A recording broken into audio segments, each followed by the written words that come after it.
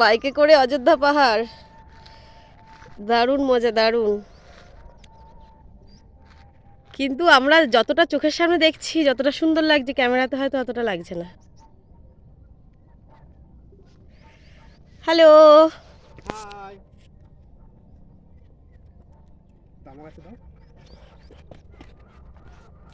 চলো দেখি। গো, তুমি কিন্তু এদিক করে চেপে দাঁড়াও।